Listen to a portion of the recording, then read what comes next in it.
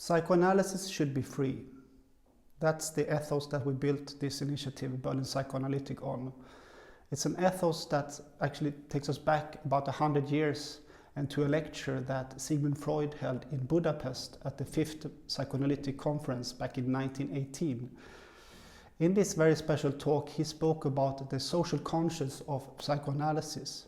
He spoke of a future that he imagined where psychoanalysis and psychoanalytic treatment should be free to anyone and as natural as going to a medical doctor. So this was somehow a fantasy that Freud delivered, and it sparked passion and interest in his followers, especially Ernst Simmel and Max Eitingon, two psychoanalysts in Berlin, who went back to Berlin and 2 years later established the world's first psychoanalytic institute, the Berlin Polyclinic. This Berlin Polyclinic was a very special place where actually anyone could come in walking from the street and get a free psychoanalytic treatment.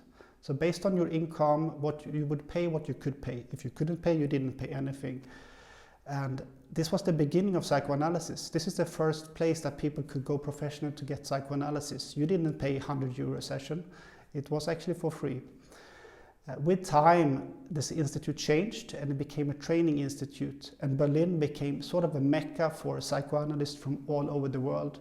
We had Wilhelm Reich being there, we had Melanie Klein, Carl Abraham, the first psychoanalyst in the world, and many others came to Berlin to be inspired by the city and what was going on. This is the Weimar era, it's the 1920s, there's a lot of things going on. We have the Dada movement, we have Expressionism, we had Bauhaus, we have new types of fashion, new types of cinema, and psychoanalysis being a part of these new cultural movements of exploration, you could say.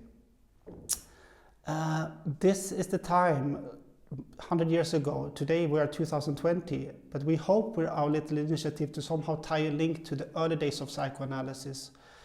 The psychoanalyst James Hillman spoke about a Renaissance solution, meaning you go back in order to go forward. And I think that's our hope with what we're doing here in this little initiative, to go back to the spirit of Weimar, meaning to see can we help a little bit on our turf to liberate psychoanalysis in the way that we make it available for more people, easier, and also for people who don't have maybe the money and the capacity in that way to access the theories. And the way that we do this is really, in the first steps, putting together basic educational videos explaining the basic psychoanalytic concepts. Thereafter, we hope to put together a series of trainings and series of lectures for more in-depth learning online, hopefully also for free. In order to do this, we need also your support. And the way that you can support us is following us on Facebook. You can support us on patreon.com/Berlin Psychoanalytic, or just spreading the word to the friends that you love.